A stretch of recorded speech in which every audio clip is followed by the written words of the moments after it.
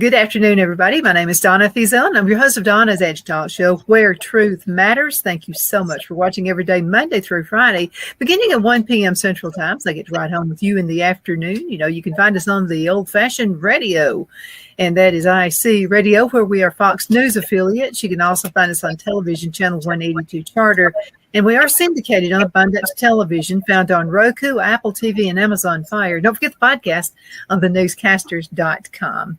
And also make sure you send email. I treasure your emails. So it's right under my name, Donna at donnasedge.com. I have attorney and author and speaker Don Brown with us right now. You know, some of our listeners have suggested we just call it the Don and Donna Show. That would be quite an honor for me, Donna. That would be an honor for me. Hey, I'd be hitching my wagon to a star. So there you go. No, it's the other way around. Absolutely. Boy, that hurricane was something. And I just wanted to, all of my Charlotte, North Carolina friends, I've talked to a number of them, and talking to you just now, where you basically had power outages, a little inconvenience, but not near what Asheville got. Right. You know, Donna, I had published an op-ed in Saturday's American Thinker. I'd encourage all your viewers to go read it. It's called The Democrats' War on Western North Carolina. American Thinker, Don Brown, The Democrats' War on Western North Carolina. And, you know, and as I was pointing out in the op-ed, a degree or two or three clicks to the east, and Charlotte, with 2.5 million residents in this metro area, would have been wiped out. You know, 2 or 3 clicks to the west, and Greenville and Anderson. Greenville got a lot anyway, but I mean, the whole brunt would have, you know, still by the grace of God, where you know, the storm goes to it, you know, and who winds up in the epicenter and right at the ground zero. And the problem with the mountains, as we point out, is that when you get into the mountain regions of North Carolina and West Virginia and Tennessee and Virginia and northern Georgia and northern Alabama, first off, those are the places that folks typically, you know, run to or retreat to when hurricane comes, because hurricanes traditionally hit coastal areas. Yeah. And yeah, I grew up in eastern North Carolina, in down near the Outer Banks, and I'm very used to having, you know, hurricane scares, because the Outer Banks traditionally have been hit harder than anybody because the way they hit, they extend into the water. But for mountainous areas, it's so fluky in many ways, because what happens is when these torrential rains come in from a monster storm like this, and I think it's going to be worse than Katrina before it's over. In the mountain areas, these rivers like the Swannanoa River there at Asheville flood really very, very quickly. And understand that most people are living down in the valleys between the mountainous peaks. And when these rivers begin to overflow into creeks and streams, they overflow into people's houses and homes. That's the first thing. So people wind up drowning or getting flooded very, very, very quickly. And then on top of that, you have mudslides and rock slides that coming down on top of them. And it's been a disaster like we've probably never seen here in North Carolina. I've been told about Hurricane Hazel back in the 1950s. That's before your time and my time. That hit mostly in the east and all through Raleigh. Hurricane Hugo hit Charlotte pretty hard in '89, but it was nothing. And Charlotte was down for about 3 weeks, but nothing like this. And Hugo was, again, another fluke storm that came straight up from Charleston. This hit on the west in the panhandle of Florida and shot straight up through Georgia and into the mountains where you would not expect it to go. The federal response has been beyond despicable from everything we've heard. You know, you read, you know, some Democrat tried to send me an article from PBS, from UNC TV, trying to say that the reports of federal non-responsiveness are disinformation. Like, I'm going to believe something from this. Yeah, I'm going to believe that. UNC TV is part of the Corporation for Public Broadcasting, which is federally funded. It may as well be MSNBC or CBS, but the reports that we're hearing on the ground are absolutely devastating. And so for my fellow North Carolinians, we continue to ask for the prayers and support of all your listeners all across the country. And I know that you've lived here also, Donna, and the problem is we've got another one coming in now, Milton, about to hit Florida. And those folks, we have to pray for those and be ready. It looks like DeSantis is doing a much better job than the Democrat governor of North Carolina did here in preparing for that storm. They're used to it. But my concern is a week from now, 2 weeks from now, people will forget about what happened to Asheville and Lake Lure, you know, and Boone and all these mountain towns, many of them that have been washed out and some even destroyed. And of course, then you get into the question, how's this going to affect the election? And I raised the question, in my op-ed, of the 25 western counties declared a disaster, 25 of them, North Carolina has 100 counties. The 25 most mountainous counties are traditionally the most Republican counties. North Carolina has voted Republican in every presidential election. Let me put it this way. In the 14 presidential elections beginning in 1968, North Carolina has voted Republican in 12 of those 14. The only time it went blue was with Jimmy Carter in 76. Everybody's intrigued by him. And then Obama in 2008, everybody thought, oh, here we have the first opportunity for the first black president, blah, blah, blah, blah, blah. Obama was a disaster, but I never thought I'd say there's been more of a disaster than him, and the current fools in the White House fall in that category. But I'm concerned that the lack of federal response and the slowness in mobilizing the military to get on the ground and get in the air and bring help to these people is a calculated decision by this Democrat administration. And we have people that are dying because of it. Absolutely. And, on social media, you'll hear extremes both ways, on the right and the left. You don't know what to believe, but I'll tell you something I know firsthand. I attend the Cowboy Church, American Fellowship of Cowboy Churches, and I just love it. They're such real people, and they're so giving. Any disaster, whatever happens, it doesn't matter where it is. They pack up chuck wagons, and they gather food, water, whatever. They're always there, just like Samaritan's Purse. Always there. So Philip Gilliland, who is over the American Fellowship of Cowboy Churches, sent a text to me. He was very upset because Monday they get to Tennessee. And so water was being confiscated, not just the Cowboy Church, but other churches around were coming and gathering food and canned goods, water, whatever, to help the people who are in crisis. But FEMA was confiscating all of this, which made absolutely no sense whatsoever. What's your suggestion on that? First off, one of the reasons that John Kerry says the First Amendment is a problem, and they want to talk about ministry of disinformation, is because who are you going to believe? CNN, MSNBC, or people on the ground who are actually experiencing and now have the ability to broadcast directly from their phones. There have been, listen, I always, try to verify and corroborate, but there have been multiple reports of FEMA confiscating water and trying to confiscate supplies and directing supplies. And there's an ex-Special Forces guy who came on the other day and said that FEMA was saying you can't get your vehicles up there. And he said one redneck from the mountains is worth 150 bureaucrat with PhDs from DC. And they were saying, watch me. It's just amazing what a guy from the mountains with a chainsaw and a pickup truck can get done. They were just, you have citizens on the ground finally just ignoring that. FEMA, they need to, this is an organization that, in my opinion, needs to be on a chopping block, along with the DOJ, the IRS, the EPA, and a bunch of other organizations that have gotten too bloated and too expensive. And the reports we are hearing on the ground is that the federal response, up until we started finally getting military in toward the end of the week, which should have happened on day 1, not day 8. Aside from the military response we've gotten in, we look at FEMA and some of the other agencies, they just gotten in the way. And I'd say let's just, I read, the Mayorkas comes out and says he's got no more money yet. We had a whistleblower showing that FEMA has $4 billion in the account that's not being spent. Then you have, the White House press secretary, Ms. Pierre, in 2022 saying that they can access FEMA emergency funds for illegals. And then in 2024 say, no, we don't have any money. We don't take FEMA money for illegals. You can look at her just lying, saying contradictory things over a period of 2 years. But you're right. Your folks on the ground saw it, Donna, from trying to get stuff in, and FEMA trying to block the road, trying to confiscate the supplies, and they seem to be getting in the way. And they may as well just stay in D.C. We've got a lot of great patriots in the western part of the state. I wish the Democrat governor of North Carolina had half the courage and determination and financial sense and business sense as the governor of Florida, who's Republican Ron DeSantis.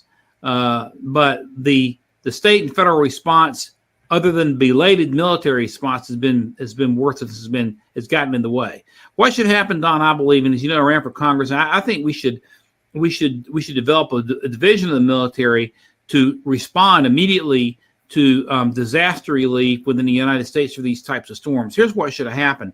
On the day after the storm, Biden should have mobilized large swaths of the 82nd and 101st Airborne to get in there with Chinook helicopters, start dropping in supplies, dropping in medical supplies, dropping in water, dropping in blankets, dropping in food, and at the same time picking people up who needed to be picked up. That should have happened immediately. And the delay by this fool in the White House and his fool assistant, who's supposed to be whispering in his ear in the Situation Room, who now has taken the Democrat nomination, has cost lives. We got to get better, and we have to understand that you have the resources to throw hundreds and hundreds and hundreds and hundreds of millions into places like Ukraine, and you let Americans die and forget about them because your response is quick enough. And the only thing you do is send some bureaucrats in that wouldn't know how to pull somebody up on a lifeline if it hit him in the face is inexcusable.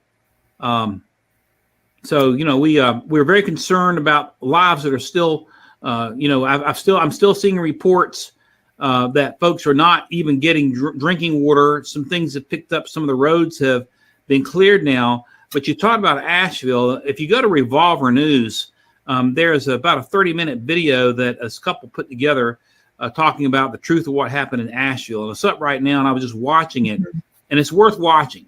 And bear in mind that Asheville, in some ways, as bad as it was there because the Shenandoah River was there, its infrastructure is still there. But you look at places like Lake Lure, they're smaller towns totally wiped out. And that's not a takeaway from the disaster that happened to Asheville also. But I'd encourage folks to go to Revolver News, I think it's revolvernews.net, and look at that 30-minute video, what really happened in Asheville, or the nightmare in Asheville, something like that. And it just has been posted within the last day or so. It is really eye-opening. Mm-hmm. Yeah, a lot of things are eye-opening to me. And I wanted to mention this too, and this is about the what happened. When I went to grammar school, okay, so I was in the sixth grade. No, it was the fourth grade, Miss Anderson, and we were talking about hurricanes and tornadoes, and one of the kids in class just threw up his hand and said, "What's the difference between a hurricane and a tornado?" And this is her response to it. And it always made total sense to me. She said, well, a tornado can just bounce around all over the place. It gets its velocity actually from the ground. Okay, so a hurricane is a little different there, where it starts out in the ocean, starts out in the water, it's gathering water, and it takes it and disperses it on the earth wherever it lands. And generally speaking, the coastal areas are going to get the brunt of any hurricane. So, and it stuck with me, and it totally makes sense. So my question is this. So, I'm not a meteorologist or anything like that. I'm going by common sense in what I was taught in school. So, which is not being taught anymore, by the way. So anyway, you take the hurricane and it goes up through Georgia. And of course, we know Atlanta got some damage, but I'm talking about, it seemed like it gained strength instead of losing it as it's going up into the earth. What's the accountability of that? It just doesn't make sense. And the eye, by the way, didn't lose its effectiveness.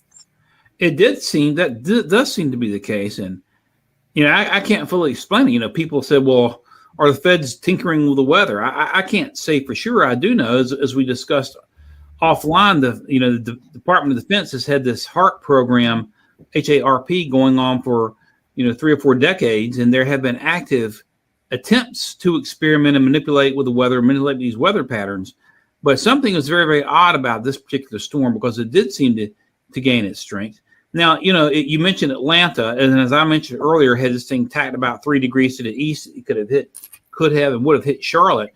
But the thing about it is, although there are a lot more people in a larger metropolitan area at the same time, it's flatter here. It's not Charlotte isn't entirely flat. You've lived here. The area is a little rolly, but when you get in a situation where you have crevices and ravines and valleys, there's no place to go, no place to run, no place to hide. And as I pointed out in my op-ed, these are salt of the earth people to give the shirt off your back. Hundreds of little Baptist and Methodist churches up there. Some of the sweetest people, they are very, very self-reliant. But they're some of the finest people in the country, and for them to have to get hit with this, however it happened is just beyond. It's just a tragic, heart-wrenching story. It is, and then boots on the ground. Also, we're talking about the everyday people who live there, and how they care for each other. And I don't know. The whole thing makes absolutely no sense to me whatsoever. If not for the good people of the churches who are coming up there and dropping off water and just the basics that people can live with, they wouldn't be surviving. And I'm fearing when they uncover everything, how many people will be lost. Well, and bodies are still continuing to roll up into the rivers and just appear here and appear there. And, again, I've got friends that are up there, and I've talked to a lot of them, and the eyewitness accounts are what you can believe. You really can't believe any type of media production, especially if it's a left-wing media production, because they're going to try to make the administration look as good as possible in its response. But you can't really put too much lipstick on a pig. The more you put on the pig, the worse it looks. But listen to the people. Pay attention to the eyewitnesses' accounts. They're the ones who are living through it and are telling the truth. And these photos are not doctored or made up. They're the real thing. They're being tweeted out and put on social media as soon as they're being shot. And that's where the real story is for the people who are on the ground. Well, what's been said is before the election, something is going to happen in October. Could this be the thing they were talking about?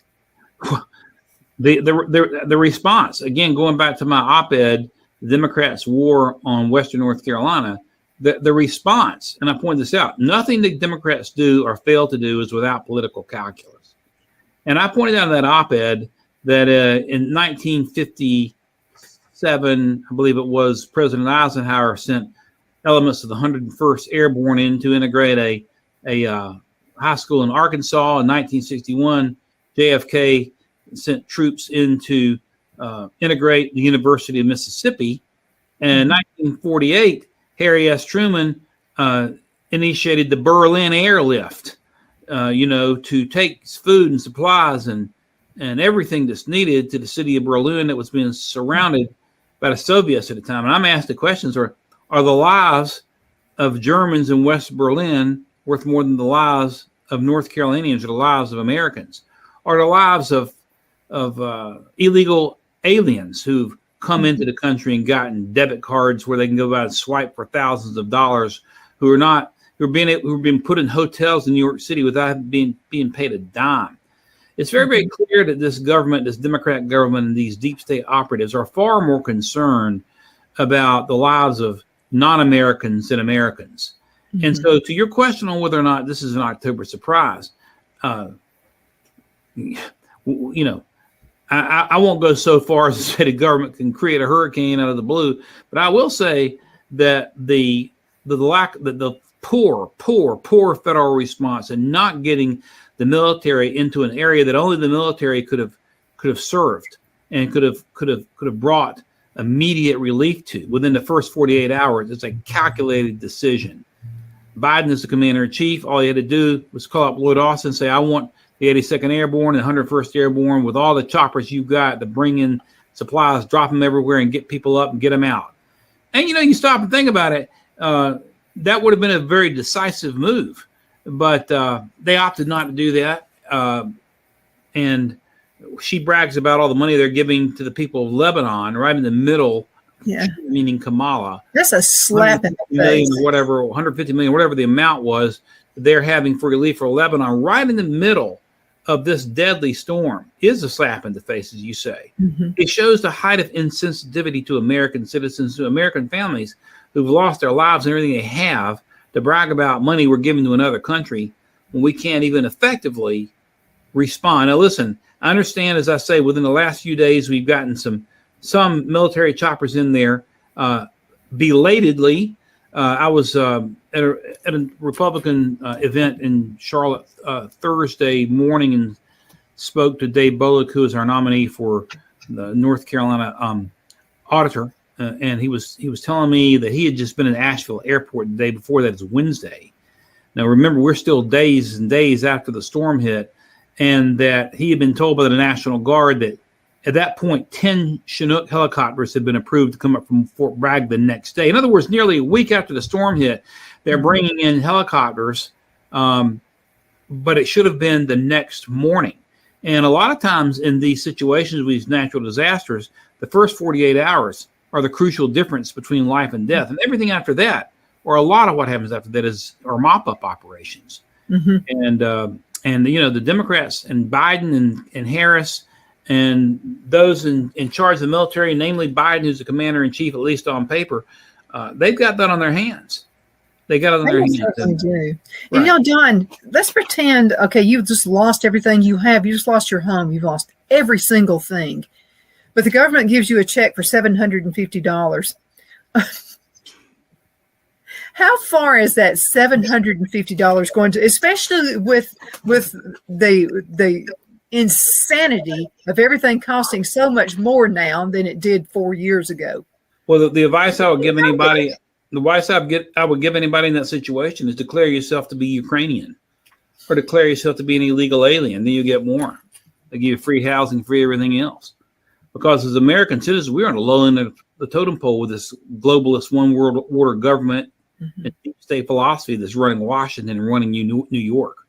If there's ever been an exclamation mark with a punctuation under it on how little they value American lives versus Ukrainian lives and Lebanese lives and illegal alien lives, it has been this storm the way it's hit the mountains of Western North Carolina, northern South Carolina, and Georgia. I don't know how you could possibly be in the middle on who you're going to vote for at this point. I just don't get it. Well, if you really think and you really love the country and love the Constitution, nobody would vote for her. But you've got people that don't, or don't even understand what they're doing or thinking. It's a good thing for the Democrats. The Democrats are hoping these storm-ravaged victims in the western part of the state won't be able to vote because they will be destroyed.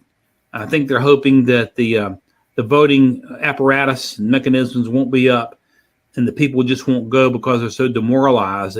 You're trying to find food and water. The last thing you're thinking about is going to the polls. And it appears that the Democrats are counting on this very thing.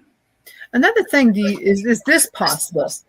Could they try to put the election off another couple months or so because of this? Pretending they're really hoping and caring for the people in Asheville, North Carolina.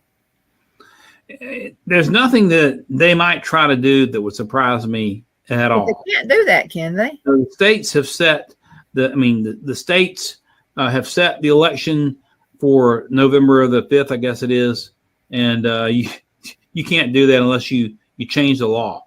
So but that didn't stop them from moving deadlines around this sort of thing before. Yeah. But I think that if you're the Democrats, that's the last thing you really want to do, because that gives people the opportunity to rebound and to actually get in there and vote. And remember the extremely poor federal response where you have FEMA just getting in the way and you're looking for retaliation if that happens. Why would the Democrats want to do it? Well, if they think they're losing right now, they would want to buy more time and look for more opportunity to see chaos. I don't see the election day moving. I think what the other side is banking on is that the voting infrastructure within the western part of the state. Listen, if you take the solid Republican vote from the 25 mountain counties of North Carolina away, I just told you earlier that of the last 14 elections in North Carolina, 12 presidential elections out of 14 beginning in 1968 have gone Republican. If you take the mountain counties out, or if you neuter them, or if you remove 25% of that Republican vote from those counties, probably most of those elections will swing Democrat. So they're hitting in the very area of the state that has been the most solidly Republican, without a close second over the years. And so I think that the Democrats would not want to extend the election deadlines, because then it gives those folks an opportunity to regroup and vote, and I don't think they really want that. But then again, nothing else they do makes sense to me whatsoever anyway. Yeah, I mean, I try to analyze it, and I want to, and this is what you do in the business world. Okay, this is business, Donna, here. Okay, this is this side of me. So you want to know what your competition is doing. I mean, you want to know so that you can know how to analyze what they're doing and why, and then you can go back and offer the opposite, of what they're doing.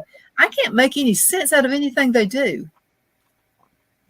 Well, there's nothing. I mean, if you're looking at the paradigm that they will be operating under, that is something that will be the best for the United States and preservation of the Constitution, nothing they do makes any sense. No. But if you look at it from the paradigm that they want to undermine and destroy the Constitution and move to what George Bush 41 called a new world order, then chaos is what makes sense to them, because you create chaos creates confusion. Confusion creates an opportunity to come in and initiate a power grab. And every time there's a power grab, more and more your freedoms are removed. We lost a bunch of them after 9/11. They never come back. We lost some at COVID. And every opportunity for a crisis is an opportunity to chip away at the constitutional underpinnings of this nation. And that's what they want.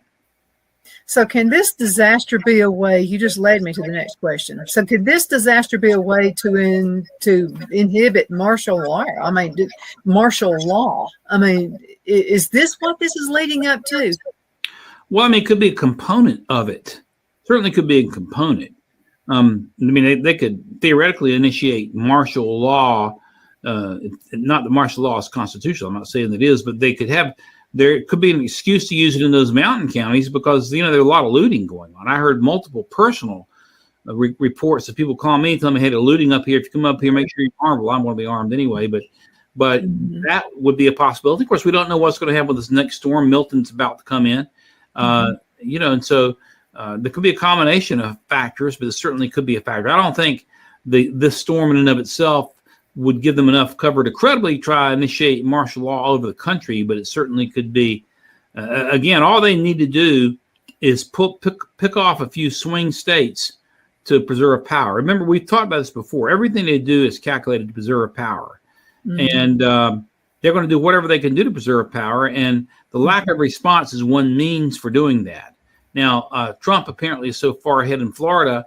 We hope and pray that our friends down in Florida who are about to face Milton fare better than our fellow North Carolinians here in the mountains. But Trump, I read, is 13 to 16% ahead in Florida. It's going to be hard to pick Florida off. It will be a little less challenging to pick off North Carolina if you can, or Georgia also, if you can disrupt the voting infrastructure in the heart of red country. So I think they're strategically, Donna, looking, I don't think martial law is the first objective. I think that's something they would have in their back pocket. I think the first objective is to preserve power, and their poor response and lack of response and even obstructionist tactics in certain instances, by all accounts on the ground, is in Western North Carolina is a way of doing that. Something, you can't argue the fact of Trump's popularity. You just can't do it. Trump has already been to, and you won't hear this on the liberal media, by the way, but you're going to hear it here and a few other places. He's already brought a bunch of water, had all of this stuff brought to those people. He has already done more not being president than anybody else on the current administration team has done, including FEMA. That's right. And his new special relationship with Elon Musk has arranged for the Starlink drops there in the western part of the state. Right. It's not Biden or Harris that arranged for that. It was Trump working with Elon Musk that arranged for that. As far as his popularity goes, he returned back to Butler, Pennsylvania, and crowd estimates I saw were at 105,000. So you're correct. There's never been another politician in our lifetime that can command those types of crowds. Not even Reagan. Nobody commands those type of crowds. So there's great, great passion for what Trump stands for, and that's the return to American greatness, where the Constitution rules and where there's a smaller, more responsive federal government that actually puts Americans first and not foreigners and illegals first. Mm-hmm. Another thing that happened last week, I spoke with John Merrill, former Alabama Secretary of State, and John and I are really good friends. So he's on the show once a month. And of course, you can only be Secretary of State 2 terms. So he is working now with a private company. I think he would be a great cabinet member for Trump along with you. I think both of you would be ideal. I'm not sure I get past the Senate with some of the stuff I've been involved in. With I think you'd fit right in. Stuff, but I think it'd be great. So he was at the Alabama game, Alabama-Georgia game. And by the way, Alabama pulled out a surprise and they won the Georgia and uprooted Georgia. And then lost to Vandy, so go figure. But anyway, go what Gardner. the world is wrong with them? I mean, so John was there. And because he and Trump are friends, he was in the press box with him. But he said it was a little nervous because Trump wanted to walk out on the field and say hi to everybody. Now, you would have to be at an Alabama game to know what I'm talking about. They are loud. The minute people get there, the fans are just loud and boisterous. You can't even hear yourself think. So this is before the game. So Trump walks out into the field, and he said, I thought it was already loud enough. He said, you should have heard the crowd. They love Trump. Right. He said, I'm sure there had to be some liberals in there, but he said the fans, they outran the liberals out there on the field. And I said, well, were you a little nervous about him walking out on the field like that? And he said, no. He said, what you couldn't see in the video, he said, he's got a great team of people around him protecting him. He said that we're all over the place. And I said, well, they had to be a little nervous with Trump walking out on the field because any lunatic could have been up in the crowd pretending to be watching the Alabama game and could have shot him easily, couldn't they? And he said, you would have to see the apparatus of this whole thing. And then he said, once they got into the press box is already awesome. Okay, I don't say anybody can get into the press box, but they also had another layer. It was an outer layer of protection for Trump just for that special event. Well, I'm sure that thunderous response to the president was from both the Bama fans and the Georgia fans. In fact, you mentioned that the president had John Merrill with him. He also said had Herschel Walker with him. Herschel was in his Georgia shirt. So there are things that Alabama and Georgia football fans can certainly come together on. And this is one for sure. Absolutely. Let's go into a commercial break. Man, time flies and I have you on the show. Yeah. So let's go into a commercial break. We'll be right back in just a few minutes. Twin City Used Car Sales has been serving drivers in the Northeast Alabama area for years with a quality selection of late model used cars, SUVs, and pickup trucks. On top of our extensive selection and competitive prices, we offer professional auto financing services for used car buyers of all credit levels. Whether you've just begun your search or you're ready to secure your next vehicle, at Twin City Used Car Sales, you will drive away with the vehicle of your dreams. The sales and finance staff at Twin City Used Car Sales looks forward to serving you, and you can apply for financing online before your visit to our used dealership in Gadsden, Alabama. Check us out on the web at twincityusedcars.com or go by our location at 901 First Avenue, Gadsden, Alabama. We sincerely look forward to serving you.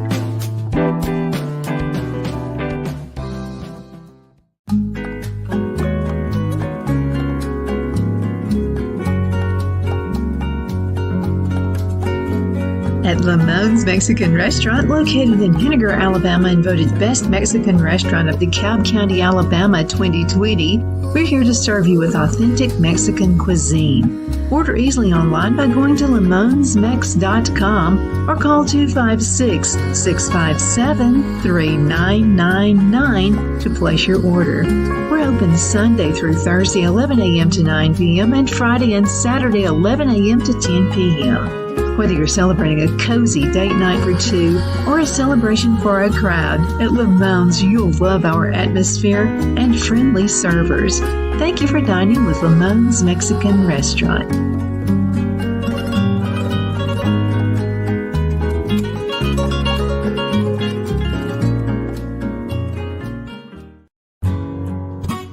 The only place I buy my beef is Lone Tree Ranch in Collinsville, Alabama. Their cattle is born and raised on their ranch, grass and grain-fed, and you can feel confident when you serve your family and friends because their beef is all natural and no antibiotics or hormones are added. You can buy whole beef or perhaps go in with family or friends and buy half. Their customer service is number one as they take care of the delivery to their local processor and can deliver to your home for a small added fee. They also offer herd replacement heifers. I always call Lone Tree Ranch in Collinsville, Alabama for my beef specialty recipes and cookouts, and you can too. Food shortages are increasing, so buy local by calling 256-523-6462. That's 256-523-6462.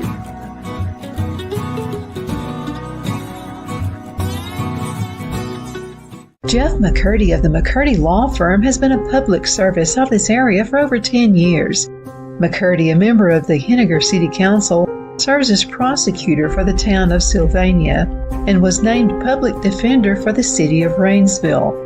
The McCurdy Law Firm is located at 17326 Alabama Highway 75 in Henniger to better represent his Jackson and DeKalb County clients.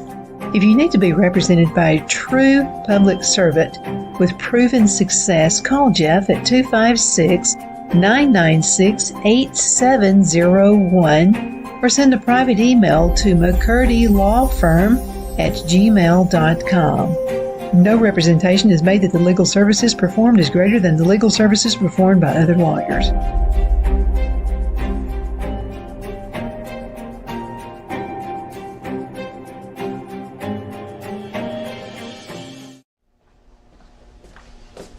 Are you ready?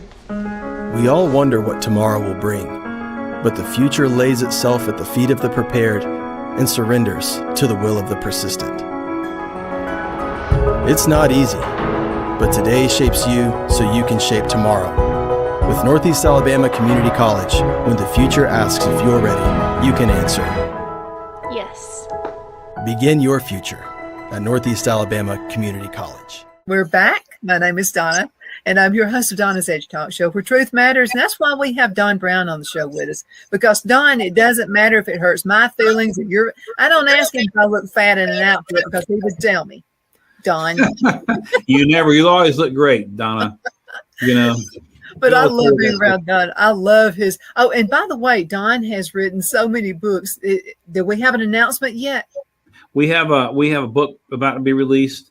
The 20th of, I've been told the 20th of October, called Kangaroo Court, and it's on political prosecutions, and I'm hoping it's going to make a difference. So I'll keep you posted on that, but the publisher hasn't. The publisher has given us a release date, and I'm sitting back and biting my fingernails. Okay, I want to be the first one to announce it on my show, if you don't mind. The publisher is Post Hill Press out of New York. Pretty reputable conservative publishing house. There are not that many of them. Let's talk about some of your other writings as well and how folks can find your books. Well, thanks. Well, I happen to have a couple. This one is called The Travesty of Justice, and it's a book we wrote about Lieutenant Clint Lawrence, who was convicted for murder in Afghanistan when his platoon opened fire on a couple of Taliban riders approaching his platoon motorcycle. The Obama administration kissing up the Karzai, and the radical Muslims prosecuted him. President Trump pardoned him. The book was written in advance of the pardon, in part to try and achieve the pardon. And by grace of God, the president did pardon him. And then there's another one, which you've mentioned, Donna, that's Call Sign Extortion 17. This is a story of the shoot down of SEAL Team 6 in Afghanistan in 2011. The largest loss of life in the Afghan war, with the shoot down of the SEAL team and with 13 other Americans on that chopper. It looks like that those guys were deliberately sacrificed. A movie was made out of that called Fallen Angel Extortion 17, which streams on the Salem Network. I encourage everybody to see the movie and read the book, and appreciate the opportunity to say a couple of words. Very grateful. Absolutely. And they can find your books now. That's right. We're going to Amazon. It's the quickest way. Everything's on Amazon. Okay, sounds good. I'm so excited about the election. I wanted to make a prediction. I think before we go to bed, before the following morning, I just have to say Trump would have it 70%. Now, what happens after that is beyond me. But I'm just saying before we go to bed at night, 70% Trump. Well, I think Trump is going to be running ahead like he was before. In 2020, he was running way ahead. They shut everything down at 10 o'clock. They shut everything. If they shut everything down at 10 o'clock again, they're going to have a problem on their hands. And you look at where Trump is in the polls. I mean, the liberals can pick polls they want, but Trump is running much, much stronger than he did in 2016 or 2020. The last polls I saw showed him leading in all but one of the battleground states, and are increasing his lead. You'll have, NBC or somebody say, "Oh, Kamala with the 46% nationally." Well, if you count New York and California, who cares? The only polls that really matter are the battleground state polls. And, it's like they say, it ain't over till the fat lady sings. And we know the Democrats will try anything they can to cheat. They cheated their what's off in 2020 and did get away with it. I was speaking to a group the other night, and they said, "Don, what can we do?" I said, "We just gotta overwhelm them.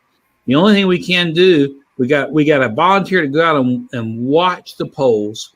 We need to have Republicans and conservatives watching the polls in these big crooked cities like Atlanta, Philadelphia, Milwaukee, Phoenix, Detroit, etc. We got to overwhelm them up there, but we've got to overwhelm them at the in the polls as well. We have to win." And, it's interesting, Donna, because it's amazing, and I'm pretty active on social media, and I discovered there's so many conservatives speaking out on social media are not even registered to vote, or if they're registered, I can see the voting records in North Carolina. Maybe the last time they voted was 4 years ago and didn't vote in any primaries or anything. We got to get conservatives and Christians registered and out to the polls. And if that happens, we get enough people out, we got a shot at this. But what I'm hearing is a lot of Christians are not voting. Why would you not vote if you're a Christian? I think this would be your right. You need to do that.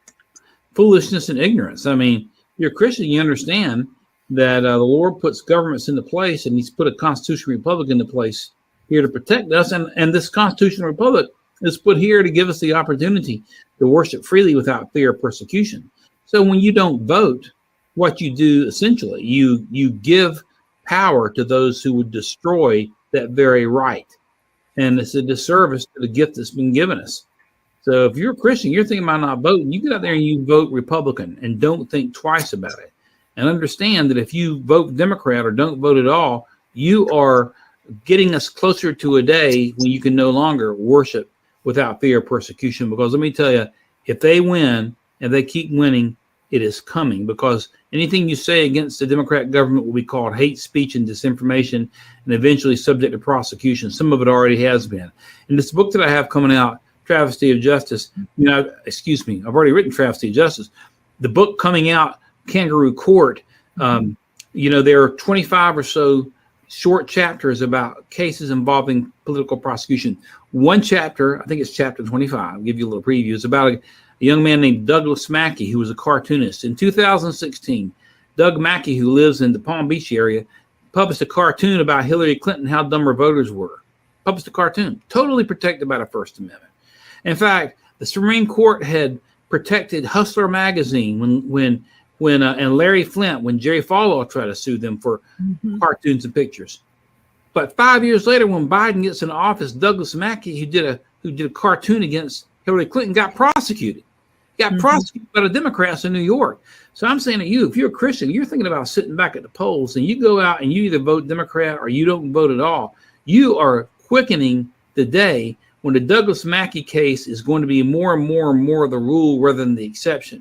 Already, if you say what you believe the Bible says in its totality, there's some forces in this nation, mostly Democrats, that would like to prosecute you. That's happening right across the border. So get out and vote Republican. Do not vote Democrat, and do not let the Democrats take control. Vote Republican, think nothing of it. That is, if you want to ensure the freedoms that so many have fought and died for are going to be preserved. I really like J.D. Vance, and I was even more impressed with him with the VP debate that we had a little bit earlier. I liked how effective he was. He was very quick. He was very Johnny on the spot. And they were really trying to drag him down. Actually, in a lot of ways, I feel he did better than Trump did. Well, I think when you look at the quality of his responses, I would agree with that. When I look at debates, I judge debates, political debates. I've seen many of them through the Nixon versus Kennedy standard from 1950. What do I mean by that? If you think about the Nixon v. Kennedy debate, and you study that historically. People who were listening to that debate on the radio, and there was still a lot of radio then, thought Nixon had won. The people who saw it on the TV gave the nod to Kennedy. That's because there are two factors that we look for in determining and evaluating these debates, in my opinion. One is the quality of the response itself, the words that are used, how they're used, the inflection they're used.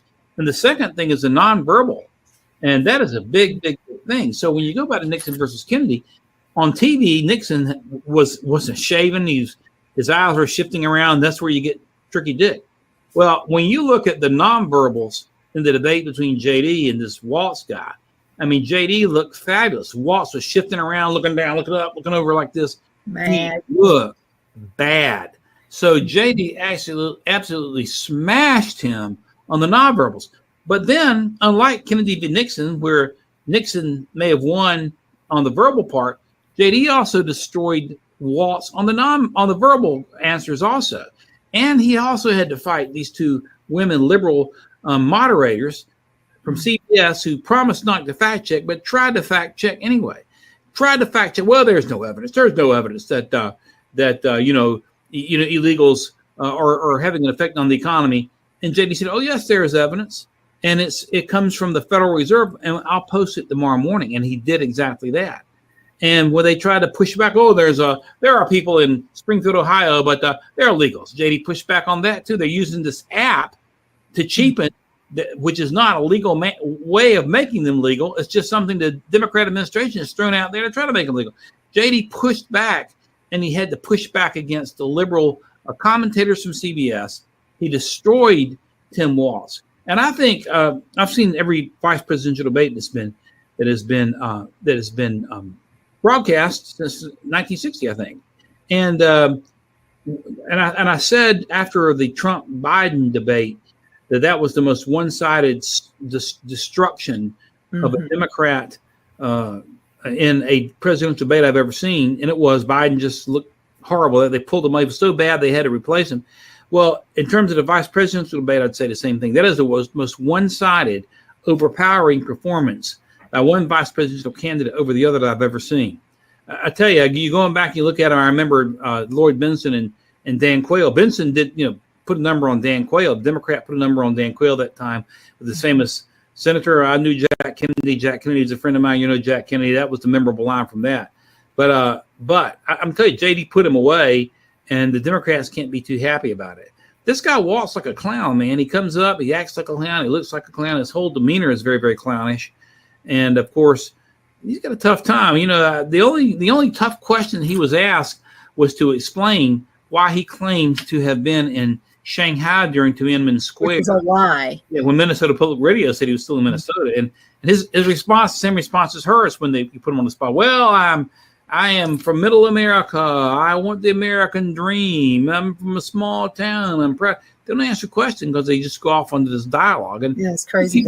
I think people are seeing through that. Yeah, I think so too. There were so many memorable moments, though. But I'll have to tell you, and I'm a woman saying this, you wouldn't be able to get by with this. Okay, he had two crazy women up against him, two nests. And I thought the way he handled it was classy. I think he made his point, but he didn't act afraid because there were women, right. Because I'm telling you, women use that. And I hate to say this because I'm a woman, but they do. And so he had a lot of odds against him. He had the lunatic he was debating, and then the two loud women who were just going to bash whatever he said. Right. So especially the fact check part of it, where he said, "No, you're fact checking me." But I like the graceful way he said it. Yes.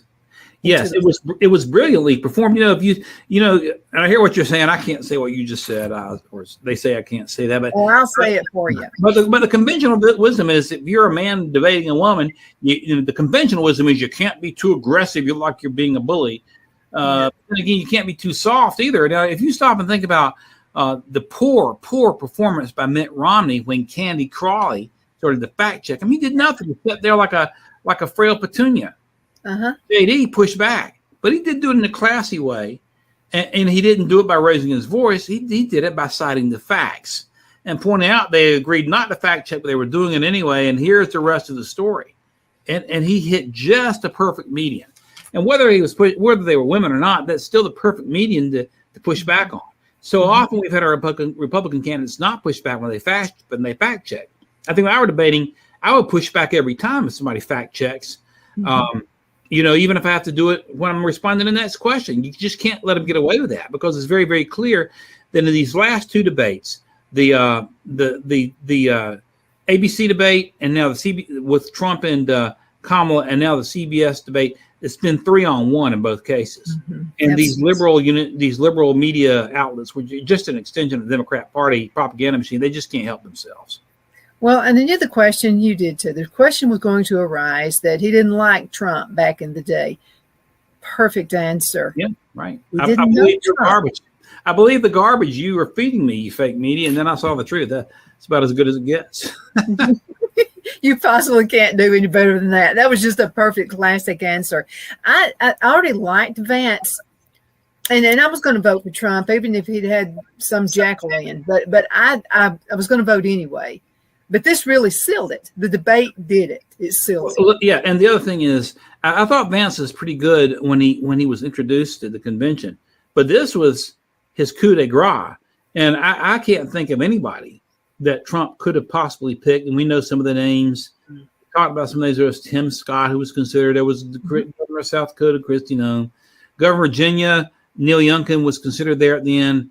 The Florida candidates were never going to make it, but because, as I told you, the 12th Amendment would not allow it. But they talked about Marco Rubio and they talked about DeSantis. That would never happen. But this guy, J.D. Vance, with that performance at that vice presidential debate, showed that at that moment in time, and the people on the stage like that, just 40 years old, only in the Senate for a couple of years, his talent, his ability, and his smarts and his ability to communicate are head and shoulders above, I think, anybody that Trump could have selected, especially from the final group of folks. Your Senator Katie Britt was mentioned at one time. That in pretty quick, and but also Elaine Stefanik up at New York.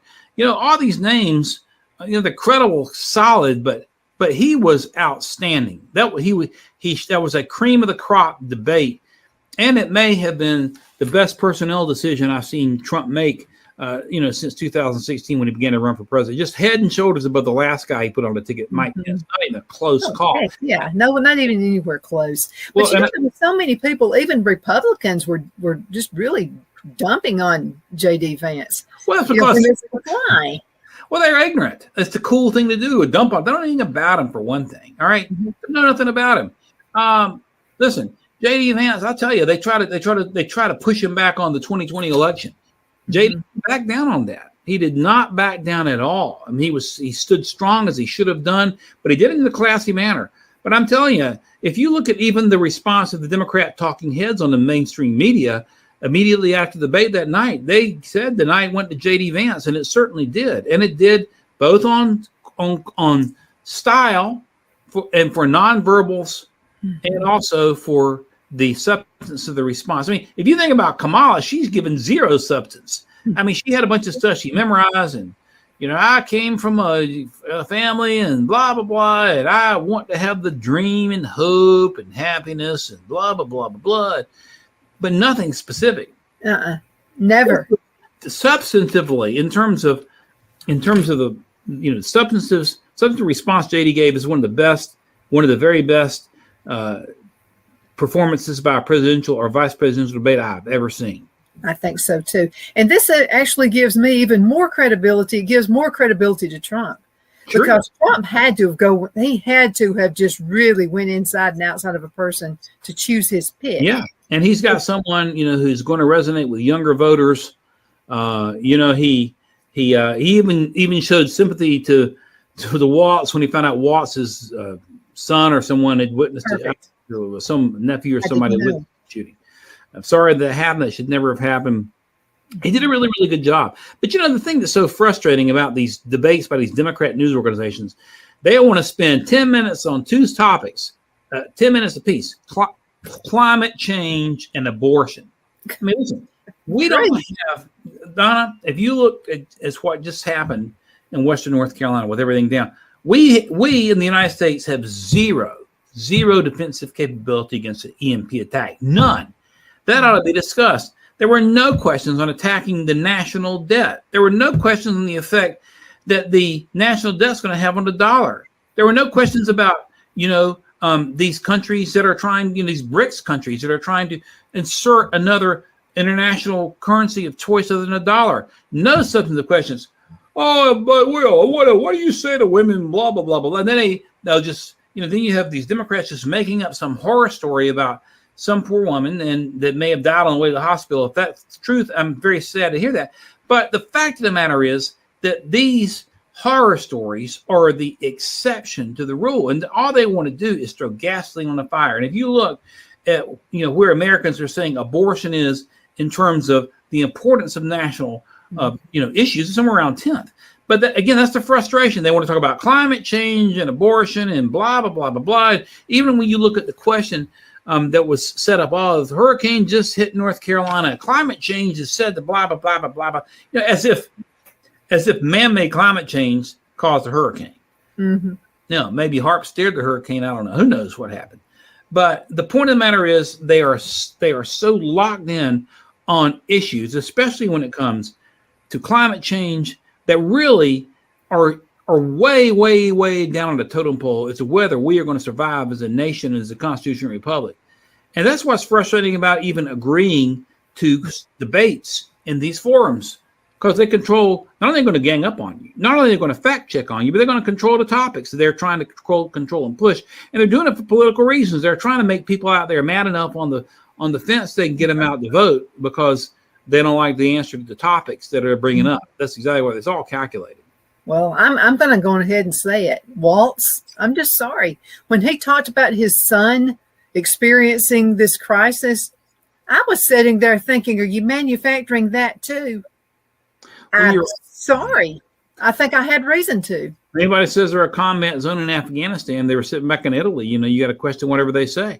Finally, they pressed him again on, why did you say you were in Hong Kong during Tiananmen Square when you were in Minnesota? Just sometimes I'm a knucklehead.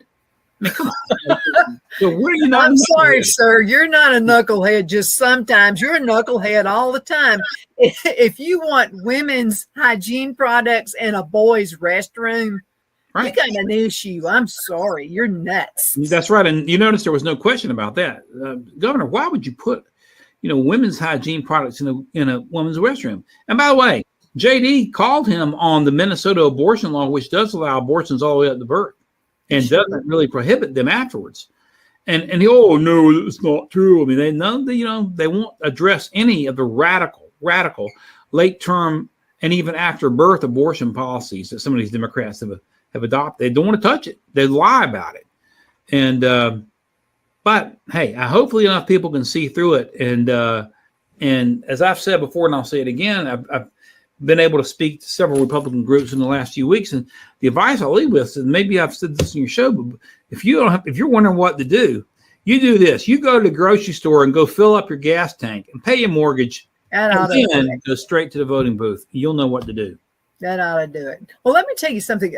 I don't like to lie. I don't lie. And the reason I don't lie is I can barely remember what I had for breakfast this morning. I don't have to remember what I told this person and then that person. Life is just easier just to tell the truth. That's all there is to it. Don, we're going to have to call it a day. I can't believe it. An hour just flown by. How can folks find your information? I know you also are a speaker.